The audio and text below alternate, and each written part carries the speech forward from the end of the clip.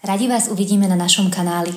Toto video je o architektúre systému Larnitech a princípu k jeho fungovania. Na uplatnenie koncepcie inteligentnej domácnosti sú k modulom, ktoré regulujú zaťaženie, pripojené rôzne zariadenia, ako sú svetlá, žalúzie, zámky, garážové brány, radiátory a tak ďalej. Takýto modul ovláda uvedené zariadenia tým, že im dodáva elektrickú energiu alebo ju odpojí. Tlačidlá, spínače a snímače, ktoré určujú polohu okien a dverí, sú pripojené k vstupným modulom. Na zabezpečenie automatizácie sa do systému pridávajú snímače pohybu, osvetlenia, teploty a iné. Každý modul má v systéme svoju vlastnú jedinečnú adresu a každé zariadenie, ktoré je k nemu pripojené, má podadresu. Napríklad reléový modul má adresu 100, pričom k nemu pripojené podadresy sú 1, 2, 3, 4, 5 a tak ďalej. Úplná adresa lampy je 100 ku 1, adresa žalúzií je 100 ku 2, následne sú adresy tlačidiel 101 ku 1, 101 ku 2 a tak ďalej.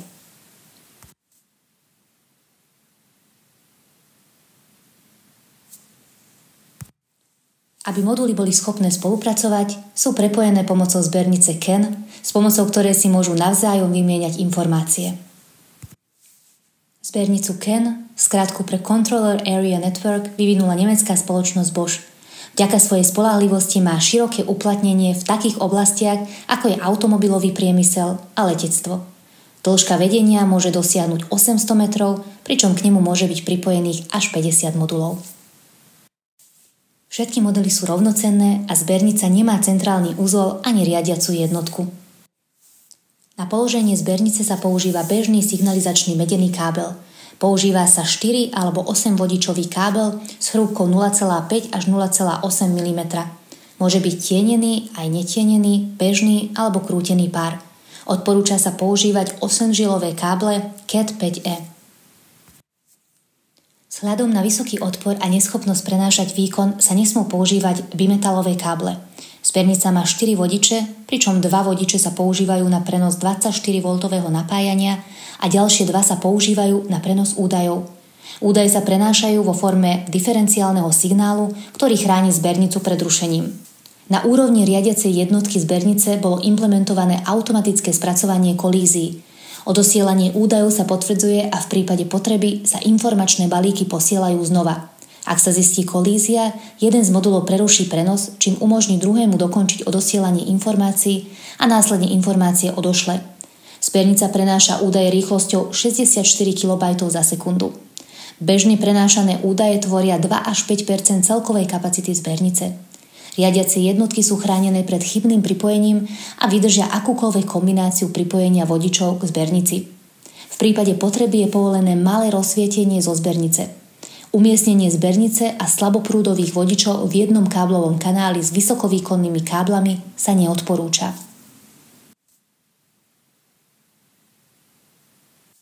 Ak sa zbernica používa na dlhé vzdialenosti s veľkým zaťažením, napríklad pri reléových moduloch, môže byť potrebné nainštalovať ďalšie napájacie jednotky. Na ich pripojenie nie sú potrebné žiadne ďalšie zariadenia. Napájací zdroj môže byť pripojený priamo k vodičom zbernice. Na konci zbernice sú nainštalované 120 ohmové odpory. Sú známe aj ako terminátory.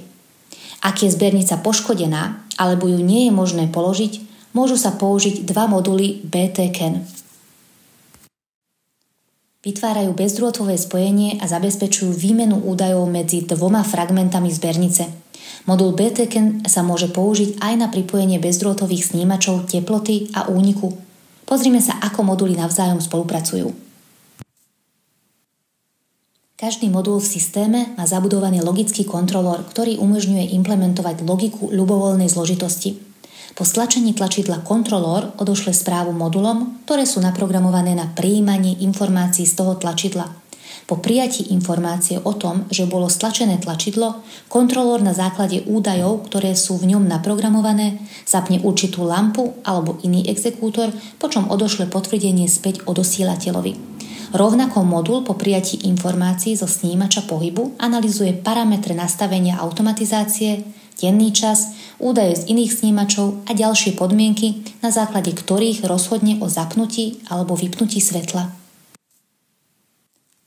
Týmto spôsobom náš systém funguje na princípe distribuovanej logiky. Základná jednotka sa nepodieľa na práci tlačidiel, scenárov alebo automatizácie. To umožňuje výrazne zvýšiť úroveň spoľahlivosti systému. Hlavná brána je tiež prvkom zbernice a možno ju pripojiť kdekoľvek. A v závislosti od modelu môže byť hlavná brána pripojená k jednej alebo dvom zberniciam CAN.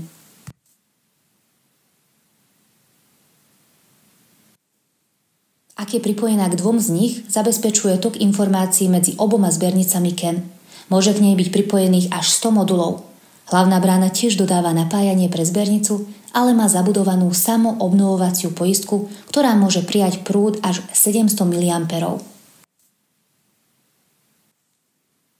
Ak je potrebné vyššie zaťaženie zbernice, je možné pripojiť ďalšie zdroje napájania priamo na zbernicu. Základná jednotka je pripojená aj k miestnej sieti, čo umožňuje prostredníctvom aplikácie v smartfóne alebo tablete zobrazovať stav zariadení a ovládať ich. Na pripojenie ďalších zberníc CAN sa používajú modely DEGV. Každý z nich je pripojený k miestnej sieti a zabezpečuje pripojenie ďalších dvoch zberníc CAN. Takto možno do jedného systému pripojiť až 1000 modulov. Odporúčame používať samostatnú zbernicu pre každú úroveň priestorov a nespájať zariadenia z rôznych poschodí jednou zbernicou. Do systému je možné prostredníctvom miestnej siete integrovať aj nasledujúce zariadenia: Media Point, systém Multiroom, interkom, kamery a iné zariadenia. Všetky moduly podporujú možnosť aktualizácie softvéru, čo umožňuje pripájať nové funkcie, keď sa objavia. Náš systém sme navrhli tak, aby bol flexibilný, spoľahlivý, funkčný a ľahko rozšíriteľný. Pozrime sa na princíp fungovania niekoľkých podsystémov. Aplikácia Smart Home a pripojenie k systému. Po nainštalovaní aplikácie budete na pripojenie k službe Smart Home potrebovať kód QR, ktorý obsahuje informácie o serveri, ku ktorému sa chcete pripojiť, a autorizačné heslo pre server. Pri generovaní kódu QR je možné obmedziť počet jeho použití. Môže sa napríklad zmeniť na jednorázový QR kód, čo znamená, že prostredníctvom tohto kódu sa pripojí len jedno nové zariadenie. Po prijatí týchto informácií sa mobilné zariadenie pripojí k hlavnej bráne prostredníctvom cloudového pripojenia a autorizuje sa na nej.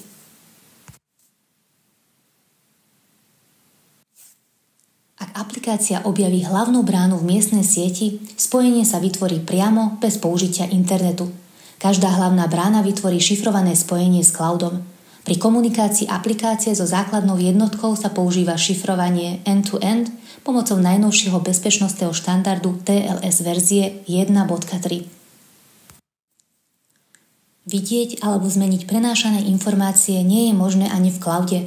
Prečo najrýchlejšie a najspoľahlivejšie pripojenie k systému Smart Home sme umiestnili naše cloudové servery do dátových centier v Norimbergu, Frankfurte a Helsinkách. V závislosti od kvality internetového pripojenia sa pripojenie vytvorí v zlomkoch sekundy. Na prácu s cloudom nepotrebujete žiadne dodatočné nastavenia, presmerovanie portov na smerovači ani statickú externú IP adresu. Ak je váš smartfón pripojený k miestnej sieti, pripojenie medzi kamerami prebieha priamo medzi smartfónom a kamerami. Ak sa pripojenie uskutočňuje na diaľku, prenos videa sa uskutočňuje prostredníctvom šifrovaného kanála z kamery cez hlavnú bránu a cloud do smartfónu.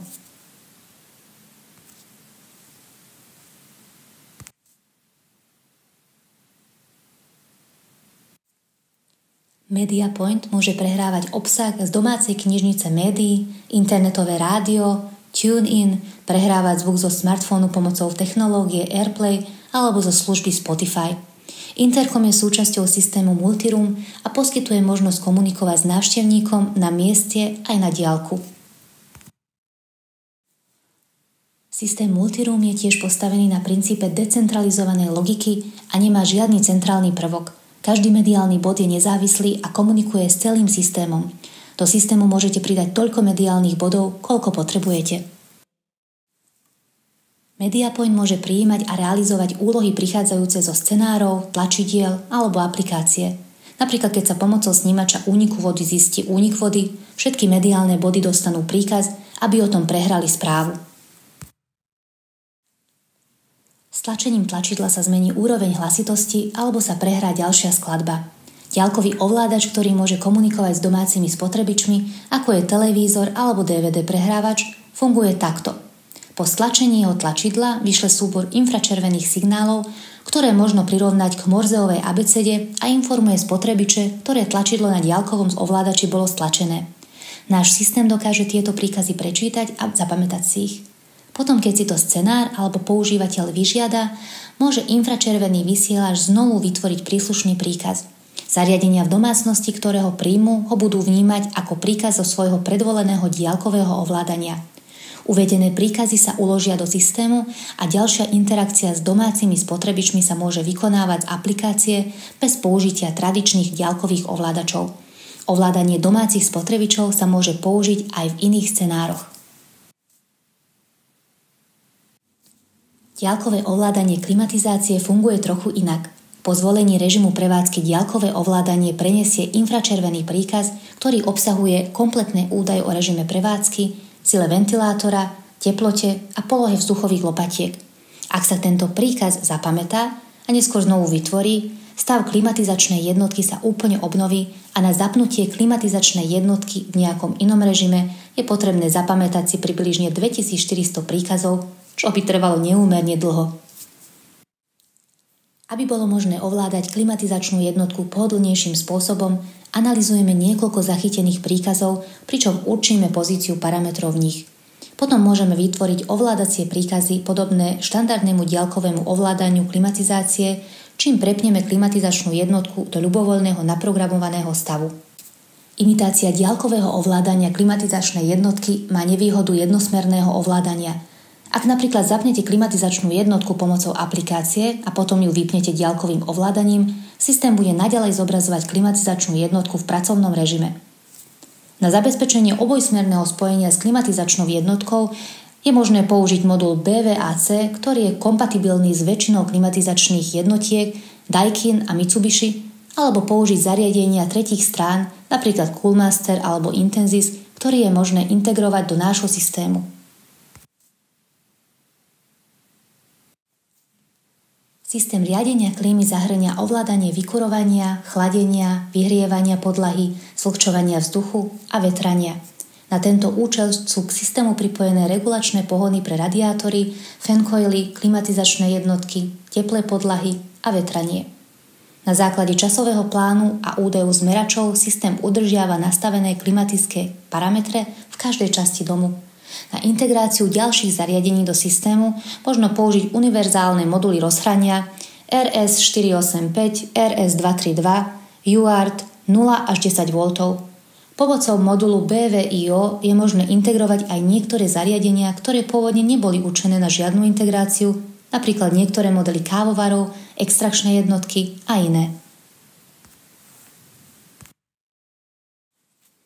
Na tento účel je modul pripojený k tlačidlám nainštalovaným v kávovare a dokáže simulovať stláčanie tlačidiel, ako aj k LED diódam na získanie informácií o aktuálnom stave.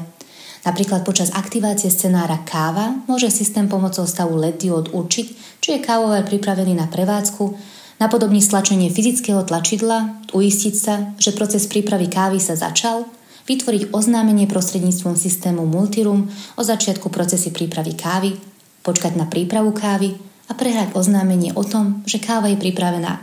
Len predtým nezabudnite vložiť šálku do kávovaru. Náš systém dokáže posielať oznámenia do smartfónov, ktoré sú pripojené k systému. Napríklad po stlačení tlačidla zvonenie na interkome odošle hlavná brána správu prostredníctvom cloudu na serveri Google pre smartfóny so systémom Android a serveri Apple pre smartfóny so systémom iOS. Potom sa táto správa odošle do príslušného zariadenia, kde sa zobrazí ako push oznámenie. Aby ste mohli prijímať oznámenia, musí byť váš smartfón neustále pripojený k internetu. Keď sa hlasový príkaz zadá službe Alexa alebo Google Assistant, odošle sa na príslušné servery, kde sa spracuje a kde sa vytvorí príkaz pre systém Smart Home. Príkaz sa odošle prostredníctvom cloudu do hlavnej brány, kde sa vykoná. Potom sa rovnakým spôsobom odošle späť potvrdenie.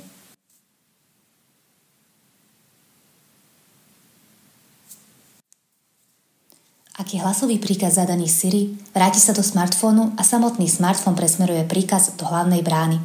Smartfón musí byť v domácej sieti Wi-Fi, tieto príkazy nie je možno odosielať na diaľku. Jednou z funkcií základnej jednotky je sledovanie štatistických údajov všetkých snímačov a akčných členov.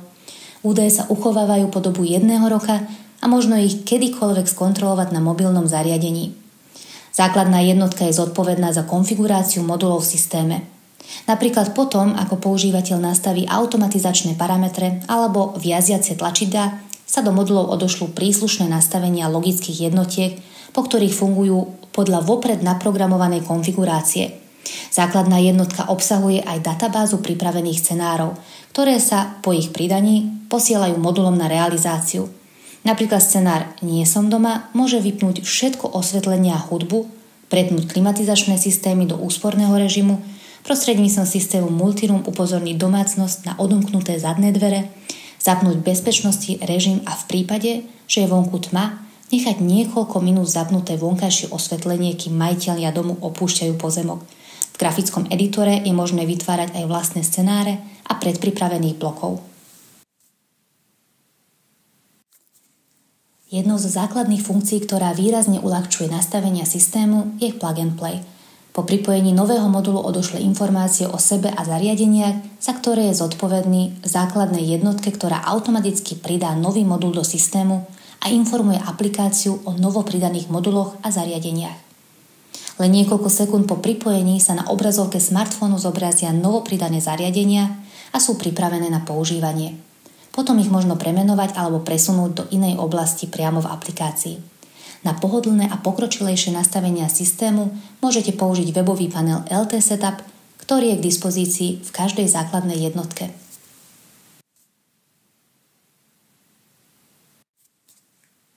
Panel LT Setup je sprístupnený aj z panela správcu predajcu.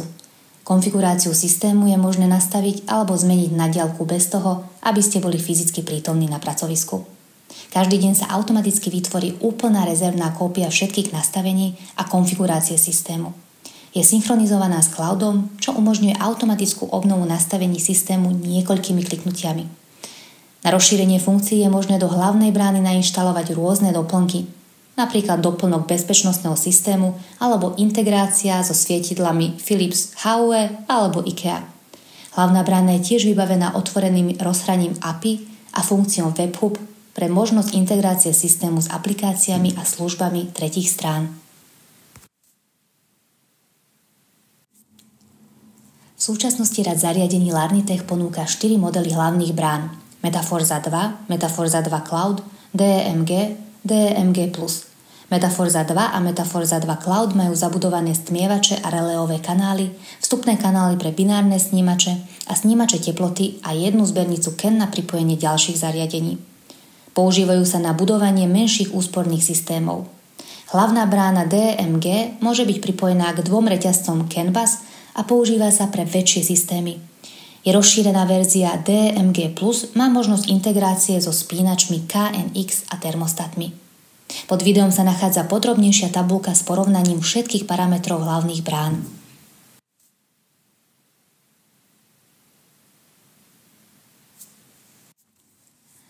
Systém Larnitech má tieto hlavné výhody. Vysoká spoľahlivosť vďaka rozdelenej algoritmickej logike a zabudovaným logickým jednotkám v každom module. Systém Plug and Play, ktorý výrazne urýchľuje a zjednodušuje nastavenie systému.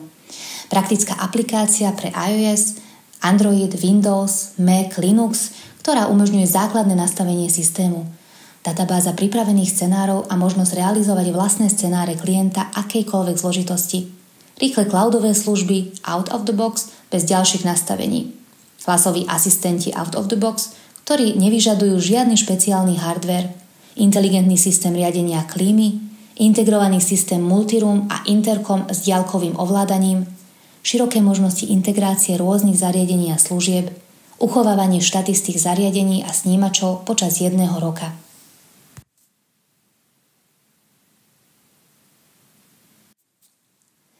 Ďakujeme vám za sledovanie videa. Ak máte otázky alebo potrebujete ďalšiu pomoc, obráťte sa na našu technickú podporu. Uvidíme sa v ďalších epizódach.